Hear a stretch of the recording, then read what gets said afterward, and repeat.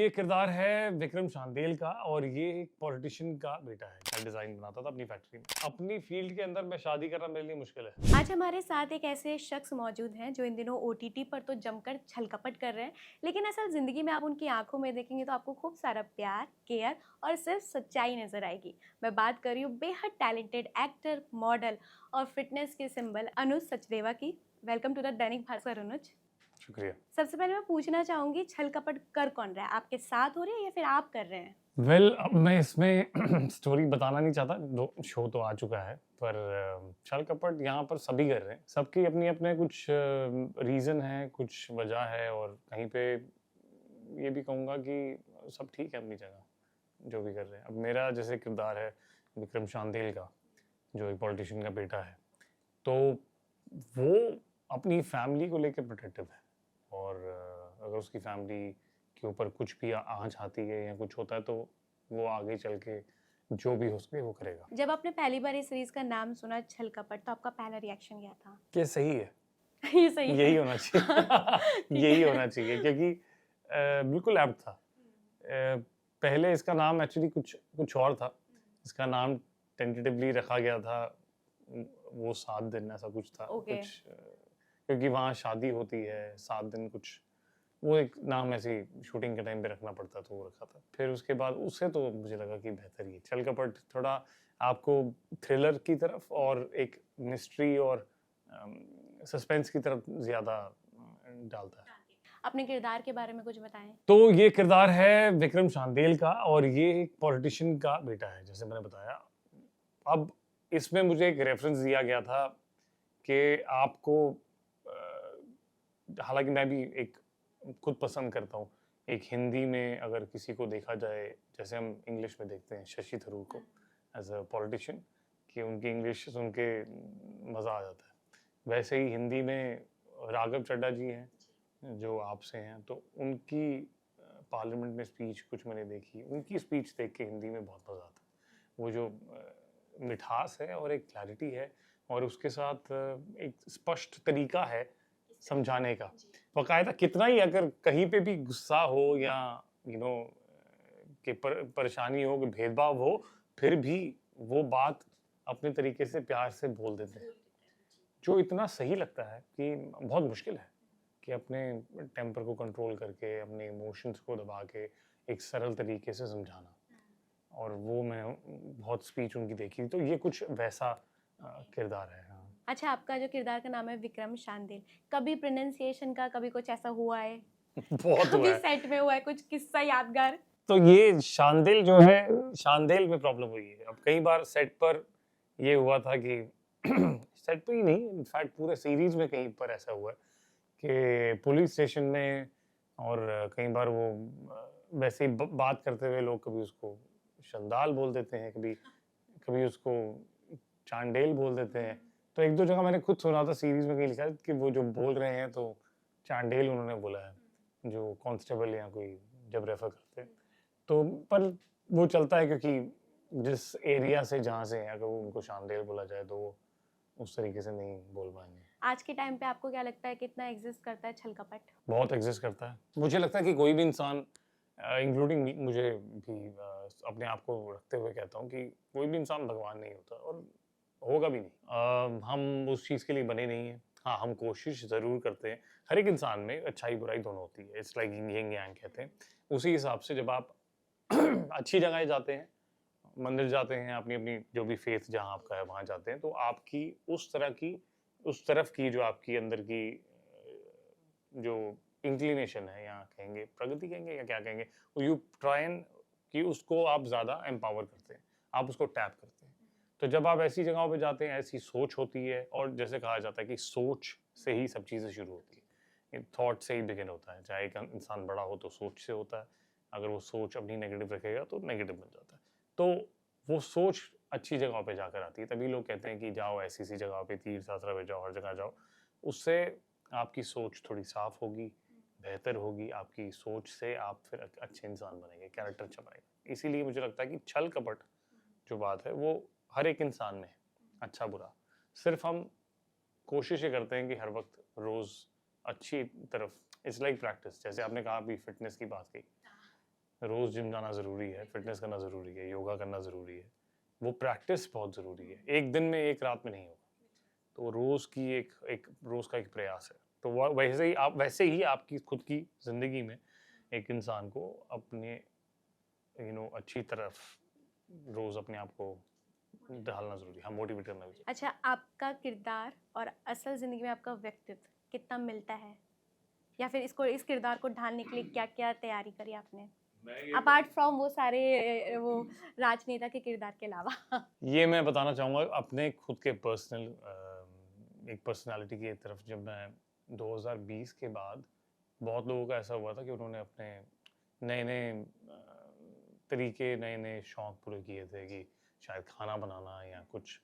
तो उसी तरीके से मैं बहुत जियोपॉलिटिक्स में पढ़ना शुरू कर दिया था मैंने। तो मुझे बहुत अच्छा लगा। ख़ासकर इस वजह से कि कुछ मैं इन्वेस्टमेंट स्टॉक्स ये सब करना शुरू हुआ था। तो खुद इसके लिए बहुत ज़रूरी है कि आपको दुनिया के बारे में पता हो, क्या न्यूज़ चल रही है और किसके वजह से क्या प्रभाव पड़ता है। तो वो न्यूज़ की वजह से मैं जियोपॉलिटिक्स की तरफ थोड़ा इंक्लाइंड हो गया। वो साइड मेरी जो है वो इस कैरेक्टर से बहुत उभर कर आई। मैच करती है। हुँ। हाँ, तो कहीं न कहीं वो मुझे वो पेशेंस और बहुत कुछ जो मेरा एक हमेशा से फ़िल्मों में रहा है कि मैं जो हमेशा से पसंद करता आया हूँ, वो ये है कि बहुत चीज़ें बोल कर नहीं होती। कई बार बिना बोले भी एक्सप्रेशन से पता लग जाता है। तो ये कैरेक्टर बहुत कुछ ऐसा है क्योंकि थ्रिलर भी है, इसलिए हर चीज़ आपको बोल के बताने की ज़रूरत नहीं है। तो आप बहुत कुछ कम बोल के सिर्फ़ देख के भी वो एक्सप्रेस कर सकते हैं। इसलिए ये 2 चीज़ों का जो मिक्स है और ये दोनों जो एट्रिब्यूट्स हैं, ये दोनों चीज़ें मैंने अपने इस कैरेक्टर में मतलब मुझे पसंद भी हैं और मैंने डाली हैं अपनी तरफ से। कभी आपने रियल लाइफ़ में किसी के साथ छल-कपट किया है? हाँ, मतलब कहते हैं कि मैंने कुछ बताया भी कि शेयर करना चाहें? मैं नाम नहीं लूँगा लेकिन वैसे बताऊँगा कि देखिए छल-कपट ऐसे नहीं होता।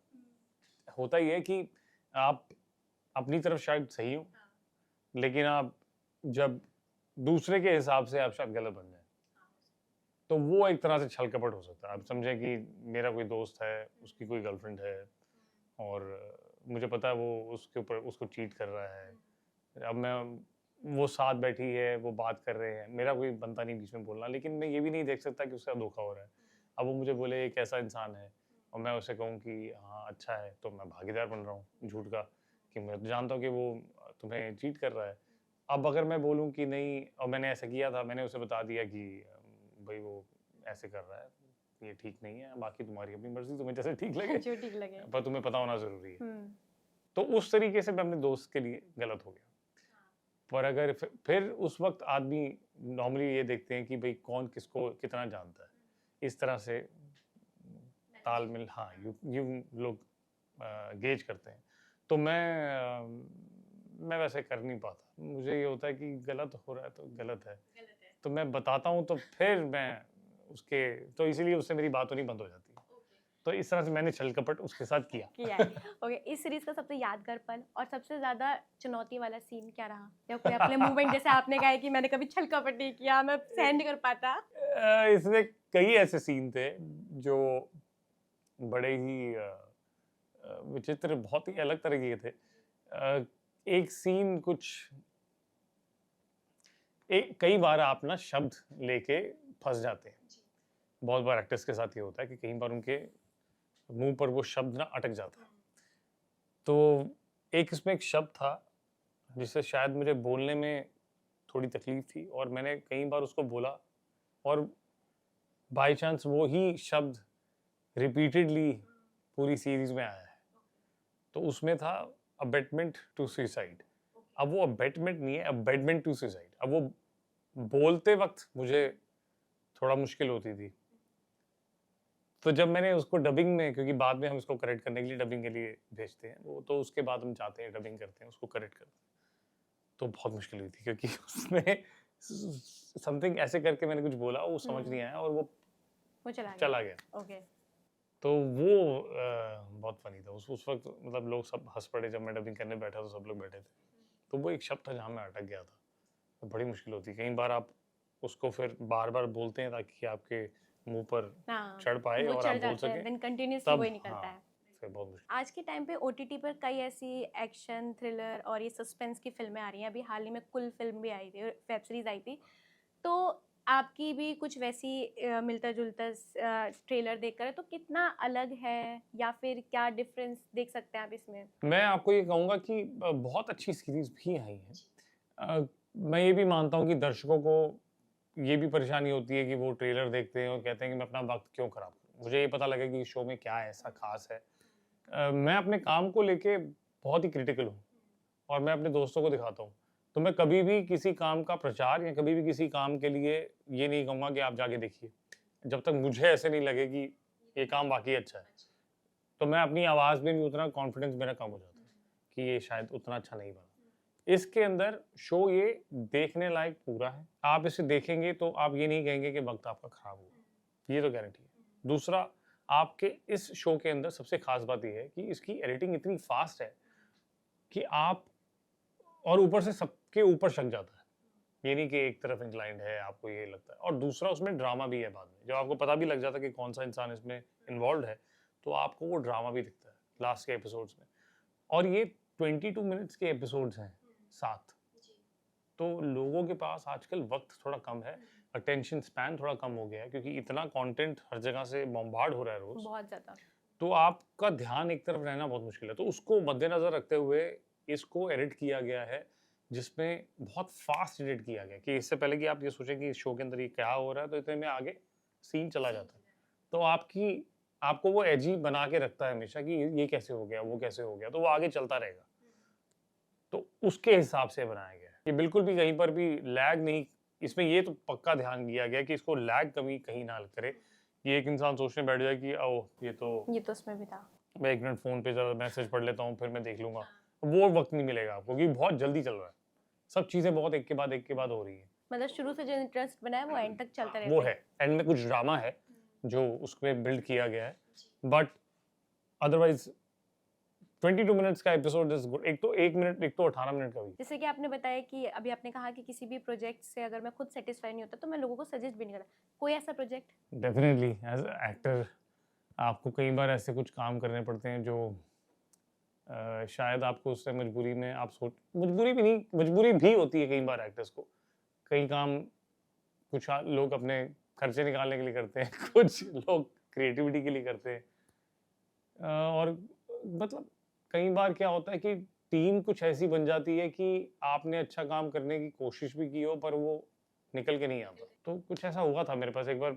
एक मैंने पंजाबी फ़िल्म की थी, उसमें कुछ वो ऐसा हुआ था कि उसका मैं प्रीमियर पे भी नहीं जा पाया था, ये हालत थी। तो वो एक फ़िल्म मैंने की थी, अभी तक तो 2 कर चुका हूँ। तो उनमें से एक फ़िल्म थी जो ऐसी थी। वो फ़िल्म मैंने बहुत अभी भी इनफैक्ट मैंने वो पूरी फ़िल्म देखी नहीं है, यहाँ तक हाँ, खुद नहीं देखी क्योंकि मैं नहीं समझ पाया। वो जब बनी थी तो बहुत ही अद्भुत तरीके की बनी। तो उसमें खैर इट्स अ टीम वर्क, मैं किसी को ब्लेम नहीं करता। हर चीज़ टीम वर्क से ही चलती है। जब मैं ये शूट कर रहा था छल कपट, तब पूरी टीम वहाँ पर बहुत खुश थी, दे वेरी हैप्पी। हमारे प्रोड्यूसर से डायरेक्टर, प्रोड्यूसर नॉर्मली बात नहीं करते, तो हमारे प्रोड्यूसर साहब जो थे वो भी इन्वॉल्व थे मैसेज में। कोई प्रॉब्लम होती थी साथ ही रिस्पॉन्स आता था। हमारे डायरेक्टर इतने अच्छे थे अजय भुयान कि उन्होंने पूरी फ्रीडम दी थी एज अ कैरेक्टर, आपको जो लगे आप उसको प्ले करें। जहाँ मुझे लगेगा मैं आपको बता दूंगा, नहीं तो आप अपने कैरेक्टर को जानते हैं, आप अपने हिसाब से उसको प्ले करें। तो वो जो फ्रीडम मिलती है तब आप और इनपुट डालते हैं, तो वो एक अच्छी बात थी इसमें। आपने टीवी में भी काम किया है, फिल्मों में भी काम किया है, अब लगातार ओटीटी में काम कर रहे हैं। तीनों में क्या डिफरेंस देखते हैं? देखिए, मैं अपने आप को ये समझता हूँ कि लाइफ बहुत छोटी है और जितना कुछ जो हो सके जो वो सब चांस करो, मिले। सब कुछ करो। यस। जैसे मैंने बताया, कई बार आपको अपनी ईएमआई पे करने के लिए करना पड़ता है काम और कई बार आपको क्रिएटिविटी को सेटिस्फाई करने के लिए। एज एन एक्टर हर कोई यशराज के साथ और करण जौहर के यहाँ पे काम करना चाहता है, धर्मा के साथ, ये तो सब जानते हैं। पर लेकिन ये है कि मौका नहीं मिलता कईयों को कई लोग वहाँ नहीं पहुँच पाते, लेकिन वो अपनी एक जगह बना लेते हैं जहाँ वो खुश हैं, संतुष्ट हैं। इसलिए संतुष्टि भी बहुत ज़रूरी है, जहाँ भी आप हैं, बिल्कुल। और आगे चलने की कोशिश करते रहें। हम्म। तो कहीं न कहीं वो काम जो है टीवी, जैसे कि आपने बताया, आपके सवाल की तरफ आते हैं, टीवी, ओटीटी ओटीटी और और आपका बड़ा ये पर्दा, बॉलीवुड मूवी। हाँ मूवी अब ये फिल्म्स, टीवी और ओटीटी के अंदर, पहले ओटीटी था नहीं, हम्म तो बहुत पहले 2016 में मेरी फिल्म आई थी, हिंदी फिल्म मैंने की थी, हवा हवाई। उसके बाद मुझे पता लग, उसके बाद लव शगुन आई थी, सॉरी 2016 में। उससे पहले मैंने हवा हवाई की थी अमोल गुप्ते सर के साथ। लव शगुन आई थी 2016 में, तब मैंने पता कर लिया था कि फिल्मों का हाल आने वाले वक्त में बुरा होने वाला है। मुझे ये पता लग गया था, आइडिया था मुझे पूरा। और मुझे ओटीटी बहुत फास्ट आता हुआ दिख रहा था। उस वक्त टीवीएफ सबसे पहले आया था पिक्चर के साथ, तो मुझे ये आइडिया हो गया था कि यहाँ पर, और मैं आपको दूसरी तरफ से ये बताना चाहूँगा कि ऑडियंस हर एक की अपनी अपनी अलग है। जो ऑडियंस टीवी की है वो उनका अपना तरीका है देखने का, जो ऑडियंस फिल्मों की है वो अलग है। अब अगर उसी ऑडियंस को मैं अगर थिएटर में बिठाता हूँ तो उसकी एक्सपेक्टेशन अलग होगी। मैं अगर बैठ के घर में एक फ्री का चैनल देख रहा हूँ, उसके अंदर मुझे कोई आदमी बार बार बोल रहा है रिपीट करते हुए, तो वो मेरी आदत है, मैं उसको सुनता हूँ कई बार, और कई बार बीच में मैं काम करता हूँ और फिर देख लेता हूँ कुछ ज़्यादा बिगड़ा नहीं, वहीं की स्टोरी वहीं है, स्लो चल रही है, बार बार वो एक ही बात रिपीट हो रही है, वो टेलीविजन हो जाता है। तो फिर आपको उस कैरेक्टर से लगाव हो जाता है, फिर आप उस कैरेक्टर को ज़्यादा पसंद करते हैं, ना कि उस एक्टर को। इसके बाद आता है आपका, फिल्में आती हैं। फिल्मों में आपका जो है, अगर आपको पैसे दिए जाएं, देने पड़े कि आप जाइए पैसे दीजिए, 1000 रुपये पॉपकॉर्न लीजिए, ये सब लीजिए, कम से कम 1000-1500 रुपये खर्चिए और जाइए, तो आपके लिए वो एक लग्जरी है कि आज की डेट में जिस हिसाब से आपकी परचेजिंग पावर है हिंदुस्तान में लोगों की, जिस हिसाब से जो चीज़ें जूझ रहे हैं लोग, तो उनके लिए ये लग्जरी है। वो वीकेंड पे जाएंगे, शायद 2 हफ्ते में या 1 हफ्ते में एक फिल्म देखने जाएंगे, और वो बहुत छानबीन करके जाएंगे कि ये फिल्म अच्छी है, क्योंकि वो ये भी जानते हैं कि रिव्यूज़ जो हैं वो सब बिके हुए हैं, या कुछ हुआ हुआ है, या प्रमोशन के लिए पैसे दिए गए हैं, या टिकटों को खरीदा गया है। 60% टिकटें खरीदी जाती हैं तो थिएटर और बढ़ जाते हैं। ये सब कहानियाँ मुझे तब पता लगी जब लव शगुन बनने के बाद उसे रिलीज करने के लिए निकाला गया और था। आजकल ये ज्यादा हो भी रहा है। ये हो रहा है, तो मुझे उसी वक्त समझ आ गया था कि यहाँ पर बहुत घपले हैं, और ये बहुत जल्दी घपले बाहर आ जाएंगे। और फिल्मों का हाल आज जो हो रहा है, ये मुझे उस वक्त 8 साल पहले पता लग चुका था। ओटीटी के अंदर तभी मैंने हाथ जोड़ के बोल दिया था। और फिल्म के अंदर आपको एज एन एक्टर, सॉरी बहुत लंबा जवाब है लेकिन आपको डेप्थ में बता रहा हूँ, एज एन एक्टर, तो वहीं पे बाद में आता है कि आपने 1500-2000 खर्चे, तो आपकी पूरी पूरी आपके ऊपर पूरा हक है कि आप ये फिल्म का रिव्यू करते हुए कह सकें ये गंदी फिल्म है, बहुत ही घटिया फिल्म है, क्योंकि मैंने पैसे खर्चे जी आपने मेरे 3 घंटे लिए, एक अंधेरे में बिठाया और मुझे कहा कि बैठिए जाइए, स्पेशली बच्चों के साथ या सबके साथ, तो फिल्म इतनी गंदी कैसे निकली? तो मेरा पूरा हक बनता है मैं उन फिल्मों को गालियां दे सकूं। अब चाहे वो कितने भी बड़े सुपरस्टार हो, और वो वक्त आज आ गया कि अगर आपकी स्टोरी नहीं है, चाहे कितने भी बड़े स्टार हो, कोई भी हो, लेकिन वो आज फिल्में नहीं चल रही। इसमें कोई लॉजिक की बात नहीं है, ये सिर्फ एक ऑडियंस जो है वो इवॉल्व होगी अपने पैसों को लेके, खासकर क्योंकि अगर मैं पैसा खर्च रहा हूँ तो मुझे उसका क्या मिल रहा है मैं वो देख रहा हूँ। पहले शायद मैं उसको लग्जरी नहीं लेता था, पहले मैं समझता था कि 2 फिल्में हर हफ्ते देख लेंगे क्योंकि इतना खर्चा नहीं होता, टैक्स नहीं है, 500 रुपये में फिल्म आ जाती है, चलो चल जाएगा। आज महंगाई इतनी है तो आदमी खड़े होकर सोचेगा 2000 खर्चते वक्त कि भाई मैं 2000 खर्च रहा हूँ, तो वो ये कहेगा 2000 अगर मैं खर्चता हूँ हर हफ्ते और महीने में मैं 8000 खर्चता हूँ, तो 10 महीने में मेरे 80,000 होते हैं, मैं 80,000 में प्रोजेक्टर लगा के घर पे ना देख लूँ अमेजोन पे, वही फिल्में अमेजोन पे आ जाएंगी कुछ समय बाद। अब ये एक तरीका आ गया। तो वेब यहाँ पर बहुत बड़ा एक प्ले करता है रोल, जहाँ पर आपको एक फिल्म का बैकअप मिलता है कि थिएटर से अगर ये फिल्म निकलेगी तो आ ही जाएगी, वो एक बैकअप आता है, वो आपको मदद करता है कि आप फिर रिव्यू नहीं करते, फिर आप अपने हिसाब से अपने वक्त के हिसाब से उसको वॉच करते हैं। तो इसलिए वेब आज की डेट में स्पीड से चल रहा है। ये तो हर एक की ऑडियंस अलग है, तो मुझे तीनों का जो मैंने प्ले देखा है उसमें ये है कि वेब इज द वन जो आपको फिल्में भी दे देगा, सारा काम दे देगा।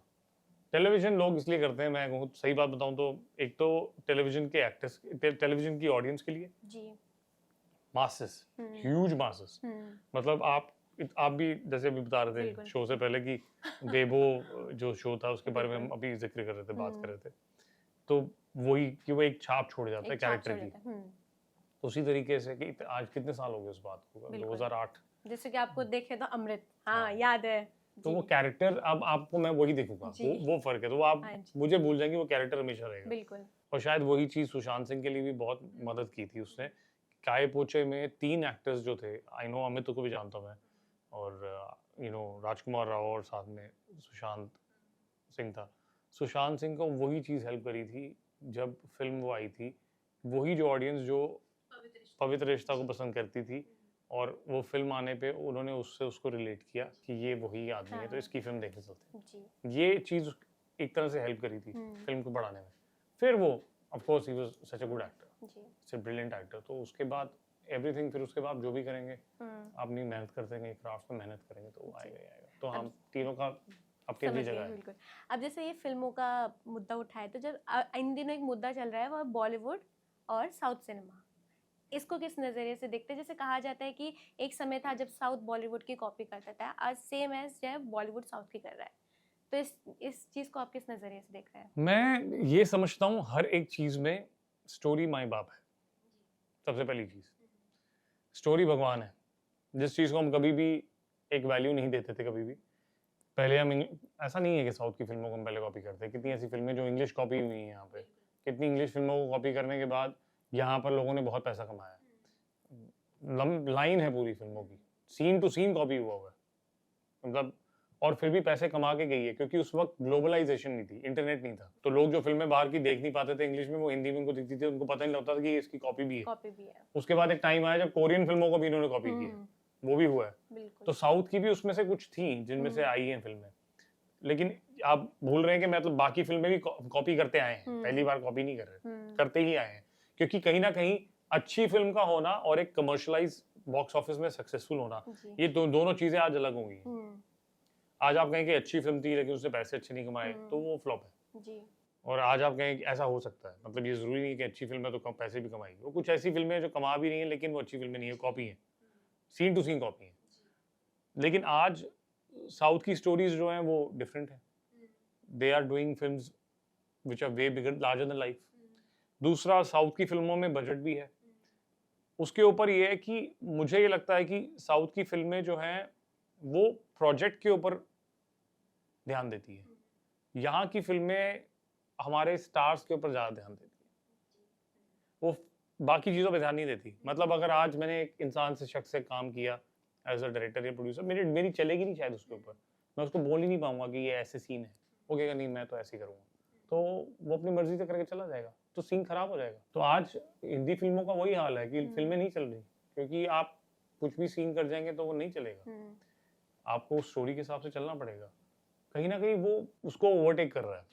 और साउथ की फ़िल्मों का दूसरा एक बेनिफिट कहाँ आता है, साउथ के थिएटर जो हैं वो 9,000 से तकरीबन प्लस थिएटर्स हैं। हमारे यहाँ सिर्फ 3 से 4,000 हैं। तो 3 गुना ज़्यादा साउथ की फ़िल्मों में थिएटर हैं, जो हमारे यहाँ शोज़ अगर 5 चलते हैं, उनके यहाँ 6 चलते हैं। 1 से 4 रात के थिएटर बंद रहता है, बाकी वक़्त थिएटर पूरा चालू रहता है। तो आप सोच सकते हैं कि वहाँ पे चर्निंग ज़्यादा है, इसीलिए वहाँ पे लोग इनको और बहुत बड़ा मानते हैं। जी। उनका देखने का नज़रिया अलग है। तो वो सब चीज़ें कल्चर वाइज़ भी इफ़ेक्ट करती हैं हाँ। थिएटर में। कभी कोई ऐसा किरदार जिसमें आप बहुत ज़्यादा ढल गए और निकलना बहुत ज़्यादा मुश्किल रहा हो? मेरा पहला ही था वैसे हर एक कैरेक्टर में ऐसा होता है। ऐसा नहीं कि किसी में भी नहीं होता। हाँ, विद टाइम एक तो ये चीज़ कि जब पहला प्यार, वो जो मैंने पहला शो सबकी लाडली बेबो जो था, तो वो कैरेक्टर चला भी 2 ढाई साल। तो वो बहुत हद तक मैं वैसा ही बन गया था कुछ। और फिर आपको कहीं न कहीं विद टाइम आप सीखते हैं कि कैसे आपको कैरेक्टर को अपने आप से अलग करना है। आप अपनी खुद की निजी लाइफ़, पर्सनल लाइफ़ से उसे उठाते हैं, जी। उसे मिक्स करते हैं, उसे बनाते हैं, फिर कुछ चीज़ें डालते हैं उसमें, और उसको बनाने के बाद फिर उसे आपको छोड़ देना पड़ता है।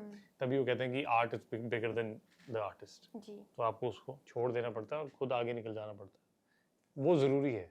तो वो सीखने के लिए मुझे बहुत साल लगे। अब थोड़ा मैं कम अटैच रहता हूँ। जब मेरा काम पैकअप हो जाता है, इमोशनली मैं थोड़ा-सा ड्रेन हो जाता हूँ। जी। और जब लोग मिल रहे होते हैं, पैकअप होता है, सबको बाय करते हैं, और वो विदाई में मेरा सब ऐसे हो जाता है। उतर ओके। जाता है। जैसे आपने बड़े पर्दे पे भी काम किया है, छोटे में भी काम किया है। लेकिन जब आपने साल 2007 में दिल्ली हाइट्स से कैमियो किया था, फिर उसके बाद आप छोटे पर्दे पे आए, फिर उस आपको ऐसा नहीं लगा कि बॉलीवुड में ही कंटिन्यू करना चाहिए? क्योंकि मोस्टली एक्टर जो है वो छोटे पर्दे से बड़े में जाते हैं। बिल्कुल ठीक। आपने कैमियो किया, देन आप छोटे पर्दे में आए। आपका सवाल बहुत बढ़िया है। सबसे पहले सवाल बहुत ही बेहतरीन है। और मैं आपको बताता हूँ, 2005 में मैंने मिस्टर ग्रासिम में पेजेंट से शुरू किया था, फिर मैं रोडीज़ में भी गया था सीज़न 3 में। उस वक़्त मैं मॉडलिंग मैंने शुरू की थी। मैं बचपन से एक्टर या मॉडल नहीं था, ऐसा कुछ नहीं था। मैं मिडिल क्लास फैमिली दिल्ली से हूँ और मेरे फादर का मैन्युफैक्चरिंग और होलसेलिंग का काम है फुटवेयर का, और मैं फुटवेयर डिज़ाइनिंग करता था। मैं डिज़ाइन बनाता था अपनी फैक्ट्री में, वो काम बेसिक जो एक करते हैं। तो उस वक्त मैंने मॉडलिंग शुरू की थी, और फिर मैं अपने आप कुछ करना चाहता जिसमें मेरे माँ बाप या किसी का भी हाथ ना हो। खुददारी वो मुझे खींच के बॉम्बे लाई थी, और तब मुझे दिल्ली में, उससे पहले बॉम्बे आने से पहले, बॉम्बे में आना चाहता था। बॉम्बे इसलिए बोल रहा हूँ कि उस वक्त बॉम्बे कहते हैं। बॉम्बे में आना चाहता था, लेकिन उस वक्त मुझे आने, इकलौता लड़का था तो मुझे आने नहीं दिया। तो मुझे 3 साल लग गए उसमें। उन 3 सालों में ये 2007 में एक फिल्म आई थी दिल्ली हाइट, जिसकी शूटिंग हो रही थी। उसमें एक कैमियो का रोल था, जस्ट टू एक्सपीरियंस की थिएटर कैसे, वो फिल्में कैसे बनती हैं जब आप खुद एक्ट कर रहे हो। तो मैंने किया था। और अजीब सी बात यह है कि उस वक्त मुझे मोहित वहां मिला था, मोहित और किंशुक महाजन वहां मिला था। ये दोनों टीवी एक्टर हैं। पहले मोहित गया था, पहले किंशुक गया था बॉम्बे, फिर उसके बाद मोहित गया था 2007 में एंड में। फिर उसके बाद जब फिल्म चल रही थी तब किंशुक चला गया था, वो भी टीवी एक्टर, किंशुक महाजन। फिर मोहित गया था, फिर मैं 2008 में गया था। तो एक दूसरे को देख के कि चला गया, मुझे जाना पड़ेगा। Then I had come to Bombay, and फिर अपनी स्ट्रगल थी, क्योंकि इट वाज माय डिसीजन। तो मेरा खुद का डिसीजन था, किसी ने मेरी मदद नहीं की, मैंने 1 रुपया नहीं लिया घर से। तो जो भी स्ट्रगल मेरी थी, फिर चाहे वो 1 मील हो एक दिन में, वो बुफे खाओ 180 रुपए का, मुझे ये भी याद है। तो मैं जाता था, बुफे खाता था, फिर लंच उसी में, ब्रेकफास्ट उसी में होता था, फिर ऑडिशंस के राउंड मारने, फिर रात को सीधा खाना खाना। तो वो अलग स्टोरी है। लेकिन यहाँ पर आने के बाद मुझे फिर, मेरे सामने एक ऑप्शन आई थी यहाँ। तो आप, पहला ऑडिशन मैंने दिया था टेलीविजन का, जो मुझे किसी ने ज़बरदस्ती कराया था कि आप करिए। तो मुझे स्टार का शो मिला था। तो मुझे यहाँ तो ये ऑप्शन थी कि यहाँ तो मैं एक्टिंग स्कूल करूँ और मूवीज करूँ, जो मैं करना चाहता था, और यहाँ फिर मैं ये टीवी करूँ। तो मैंने ये डिसाइड किया था कि टेलीविजन करूँगा, मेरी acting in the field automatically हो जाएगी, ये ट्रेनिंग हो जाएगी जो फ्री में होगी। दूसरा, मुझे उसके पैसे मिलेंगे। और क्योंकि मैं अकेला वहाँ पर हूँ और बॉम्बे में, और सारे खर्चे निकालने हैं, तो मेरी सोच हमेशा से ही रही कि माँ बाप के ऊपर नहीं डिपेंड होना। और मुझे वो खुददारी से मैं आया हूँ, मैं वापस नहीं जाना चाहता। तो वापस जाना मतलब फेलियर। तो मैंने सोचा फिर कि मूवी करनी है, तो पहले 1.5 लाख रुपए रोशन तनेजा यहाँ पे दो, जो उस वक्त शो वहाँ पे एक्टिंग सिखाते थे। वो 1.5 लाख भी दूंगा, कहाँ से लाऊंगा? फिर पता नहीं मूवी कब मिलेगी नहीं मिलेगी, वो 1 साल तक खर्चा कैसे निकालूंगा। तो मैंने डिसाइड किया मैं टीवी करूँगा। फिर टीवी, वो पहला टीवी शो ही 2.5 साल चला, जो बेबो था। जैसे कि मैंने कहीं ये भी पढ़ा था कि आपके फादर ने कहा था कि आप इस लाइन में एक बार ट्राई करिए, तो कभी अपने फादर से, ये सच है, पहले ही बताइए। मेरे फादर ने हमेशा सपोर्ट किया है जो मैं करना चाहता हूँ, लेकिन उनका सपोर्ट करने का तरीका बहुत अलग था। वो कई बार ऐसे कहते थे कि तेरे से नहीं होगा। तो वो इतना मेरे उसमें आ जाता था कि मुझे करना है।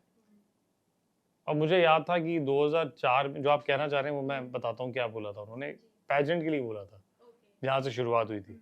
2004 में ग्रासिम पैजेंट चल रहा था टेलीविजन पे। हमारे यहाँ 14 इंच का शायद टीवी था, जो बड़े बड़े डब्बे होते हैं उस जमाने से। तो उसके बाद अलमारी ऐसे लगी होती है, उसके लोहे की अलमारी, उसके ऊपर था। और अक्सर मैं ऐसे ऊपर देखते थे, क्योंकि अलमारी बहुत लंबी थी और स्टैंड नहीं था। तो मेरे फादर ऐसे लेटे हुए और कहते हैं कि क्या शो है ये, देखो कितने सारे लड़के हैं यहाँ, तू भी कभी कर ले, कर नहीं सकता, तेरे से नहीं होगा। तो ऐसे बोल के भी, और उन्होंने कहा कि नहीं होगा। तो मुझे बहुत बुरा लगा था। मैंने कहा ये मैं कैसे, मतलब मेरे से कोई उम्मीद ही नहीं रखता कुछ। तब मैंने उनको बताया भी नहीं। फिर मैं जिम जाना शुरू हुआ। You would not believe it, I used to be very lean. मैं बहुत अंडर मैन, मतलब हिंदुस्तान का अगर कोई कहे ना कि पॉवर्टी लाइन से नीचे है, तो मुझे देख के बता सकता था स्कूल में कि ये तो दिखता ही नहीं है, साइड प्रोफाइल में दिखता नहीं, फ्रंट पे दिखता है। बहुत, मतलब आई वाज वेरी लीन, बहुत पतला होता था। तब फिर मैंने वर्कआउट करना शुरू किया, फिटनेस पे आया। फिर मैंने दुनिया के बारे में पढ़ना शुरू किया, अखबार पढ़ना शुरू हुआ। रोज सुबह आता था न्यूज़पेपर, तो जब मेरे फादर चल जाते थे फिर मैं बाद में पढ़ता था। फिर मुझे ये पैजेंट के लिए मैंने तैयारी की 2005 में। तब फोटोग्राफ खींचने के लिए फिर मुझे अब चाहिए था कहाँ से खींचूँ। तो मेरे फादर को पता लगा कि ये कुछ कर रहा है ऐसा, तो उन्होंने कहा ठीक है अच्छा।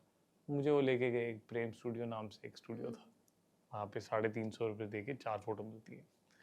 तो उन्होंने अपना ही सूट दिया मुझे, और मैं ऐसे, आज भी वो फोटोग्राफ है घर में, तो ऐसे पकड़ के मुझे कहते हैं कि ये चल जाएगी, पर वो नहीं चलनी थी, मुझे पता था, पर उन्होंने जिद की कि नहीं, ये मैं जो कह रहा हूँ वो सही कह रहा हूँ, तो मैंने कर लिया। फिर एक फोटोग्राफर थे, उनके थ्रू उनसे रिक्वेस्ट की मैंने कि आप, मेरी लास्ट डेट 30 मई है, आप मेरे को उससे पहले दे देंगे, 4 फोटोग्राफ चाहिए।